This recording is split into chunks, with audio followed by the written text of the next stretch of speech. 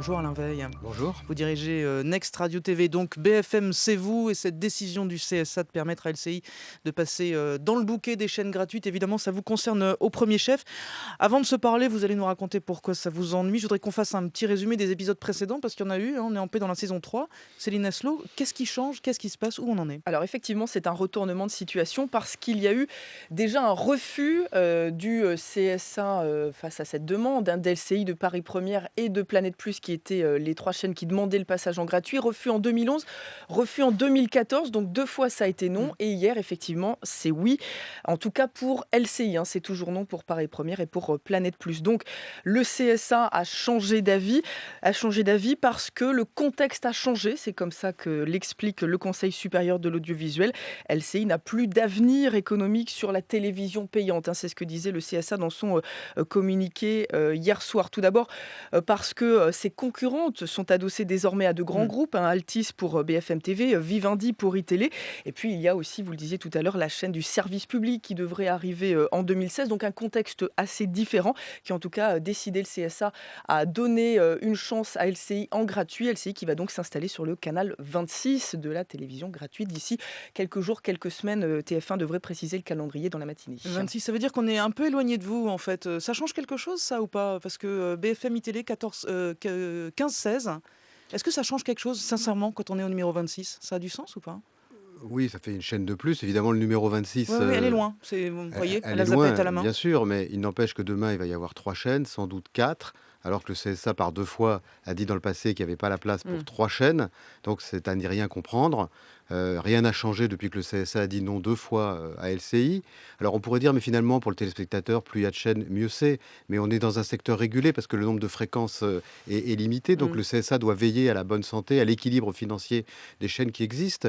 Or, à 2, déjà, ça passe difficilement, puisque certes, BFM TV s'en sort, mais iTélé perd de l'argent depuis 15 ans. Donc à 3, on s'en sortira pas bien, et à 4, c'est sans doute assez impossible. Donc c'est le téléspectateur qui sera quand même aussi le perdant, parce que ces chaînes vont être appauvries. Donc finalement, la décision du CSA, elle est incompréhensible, parce que de mon point de vue, elle va à l'inverse de sa mission. Il a abandonné son rôle de régulateur. En fait. Il régule plus, Il il dérégule, dérégule. c'est ce que vous Voilà, dites. ça sera la loi du marché, et je ne suis pas sûr que dans le secteur de l'information, ça soit le meilleur système. Mais vous, pardonnez-moi, Céline, juste une seconde. Vous allez bien, Alain Veil, vous gagnez de On l'argent dirait que chez Next. vous avez raison, mais on dirait que c'est le problème. C'est-à-dire que moi, je suis un entrepreneur, j'ai créé BFM TV il y a 10 ans quand personne n'y croyait. On a réussi. Dans la TNT, je ne veux pas me jeter des fleurs, mais finalement, on est peut-être le seul nouvel entrant qui a vraiment fait quelque chose de très solide. On a vraiment apporté quelque chose au paysage audiovisuel. Vous savez que les téléspectateurs, dans un récent sondage de TV Magazine, ont dit que BFM TV était la chaîne qui avait le plus apporté à la télévision depuis 10 ans. Donc c'est Et vous c'est qu'on cette veut museler, chaîne-là c'est ça que vous dites en fait? que le CSA va punir. Est-ce que vous êtes en train de nous C'est dire incompréhensible. que vous êtes trop puissant et qu'on essaye de vous raboter les ailes un peu? C'est ça que vous Oui, dites c'est ce ou que pas? pensent les hommes politiques, parce qu'ils regardent la chaîne toute la journée, c'est un outil de travail pour eux. Bah, ils y sont aussi. Sur le plan national, on est un acteur certes qui a bien réussi, mais par rapport à TF1 ou le service public, en temps de consacré à l'information, on est encore un acteur petit. Donc nous, on n'est pas du tout dominant, contrairement aux acteurs habituels de la télévision. Et Céline. vous êtes quand même à 2% de part d'audience, qui est 2 fois plus qu'iTélé. D'ailleurs, vous êtes leader dans le secteur des chaînes d'information en continu. Alors certes, l'étude du CSA a montré que vous allez pâtir un petit peu d'un passage à LCI en gratuit. C'est autour de 0,2% de points d'audience. Est-ce que ça va tant changer Et les qui veut choses tuer que son ça? chien l'accuse de la rage. Ces chiffres, ils sortent du chapeau. Ils étaient différents dans la précédente étude d'impact. Là, on les a fait évoluer. Oui, notre chaîne fonctionne bien, mais c'est justement ça qui est important. Elle a des moyens d'investir, d'envoyer des journalistes dans le monde entier. On a 250 journalistes. Lorsque le CSA a dit non à LCI, il y a 18 mois, on a continué à investir. On a recruté 30 journalistes de plus. Donc, on a une rédaction qui est très lourde. Et une entreprise, ça doit aller de l'avant. Donc, savoir qu'on va être obligé d'être en mode défensif, en mode économie dans quelques mois, et ça venant d'une décision du CSA, ça vient pas parce que les conditions du marché publicitaire seraient mauvaises, c'est parce que le CSA dit non, il faut que vous ralentissiez, il faut que vous diminuiez les investissements, alors que encore une fois, je considère qu'on est le bon élève de la classe. On est parmi les nouveaux entrants, sans doute les seuls qui ont bien réussi, qui ont vraiment construit quelque chose. Et le CSA nous tape un coup sur la tête en disant ça suffit maintenant, limiter les moyens. C'est incompréhensible. Est-ce qu'on n'est pas aussi en train de jouer de part et d'autre au chantage à l'emploi, puisqu'on avait entendu LCI dire ah ben nous si on n'est pas sur la TNT c'est simple, on va devoir se séparer de combien 120, 130 personnes. Vous aviez répliqué à l'époque, mais attendez, nous aussi, si vous venez sur le gratuit, nous on va devoir se séparer d'une centaine de personnes. Alors où est-ce qu'on en est? Est-ce que oui ou non vous revoyez vos effectifs lorsqu'LCI sera là ou pas? Alors, d'abord, moi, je n'accepte pas du tout la notion de chantage à l'emploi. Simplement, je l'ai dit au CSA, il faudra que vous assumiez les conséquences de votre décision. Donc il y en aura. L'entreprise va devoir s'adapter aux nouveaux paysages, aux nouveaux équilibres. On va devoir sans doute réduire les coûts. Moi, je suis un entrepreneur qui a créé beaucoup d'emplois dans notre groupe depuis 15 ans. On était 100, on est maintenant 1000. Ça me fait vraiment pas du tout plaisir de rentrer dans un mode défensif, dans un mode de récession, alors qu'une entreprise, elle est condamnée à la croissance. Et finalement, le CSA, comme souvent les hommes politiques, ne s'intéressent pas aux entreprises, à leurs résultats, au fait qu'elles sont condamnées à la croissance. Et je trouve qu'il y a beaucoup de mépris vis-à-vis de nous. Vous voyez, même cette nouvelle de l'arrivée d'LCI en gratuit, je l'ai appris moi-même par la presse. Il n'y a même aucun membre du CSA qui pense à vous appeler. Je trouve que c'est beaucoup de mépris pour les acteurs de l'audiovisuel. Dans le communiqué hier soir, vous parlez de pressions extérieures. Est-ce que vous estimez que l'indépendance du CSA aujourd'hui n'est pas garantie ? J'ai des doutes aujourd'hui, c'est vrai, parce que comment expliquer que depuis 18 mois et depuis 3 ans, alors que le CSA avait dit 2 fois non, pourquoi cette fois-ci il a dit oui? À part les pressions extérieures, je ne vois pas ce qui a changé, parce que même dans ses motivations, le CSA n'avance pas d'arguments nouveaux. Alors après, on peut toujours sortir de son chapeau. Mais en même temps, les politiques, ils viennent chez vous, Alain Veil, ils sont même là tout le temps. On en a même entendu dire mais moi je m'éloigne jamais de moins d'1 heure et demie de Paris pour pouvoir filer sur BFM Télé quand il le faut. Donc est-ce qu'ils viendraient réellement moins? Je ne crois pas qu'ils viendront moins. Voilà. Simplement, ils considèrent qu'avec 4 chaînes d'information, il n'y aura pas de tête qui dépassera, donc on les embêtera moins. Alain Veil, on va reprendre cette conversation dans moins d'une minute. Nous, à la radio, on n'a pas de bandeau, mais le voici. Il est 7h24. L'essentiel, Jean-Christophe Martin. Les VTC à nouveau mobilisés. 3 associations des chauffeurs appellent à manifester ce matin entre les aéroports parisiens et la Porte-Maillot. Des cortèges qui devraient rassembler 1 millier de véhicules. Le point dans le prochain journal à 7h30 sur France Info. Également au sommaire, les derniers chiffres de l'INSEE. Une prévision de croissance qui laisse espérer du mieux pour l'emploi. On y revient en détail à 7h30.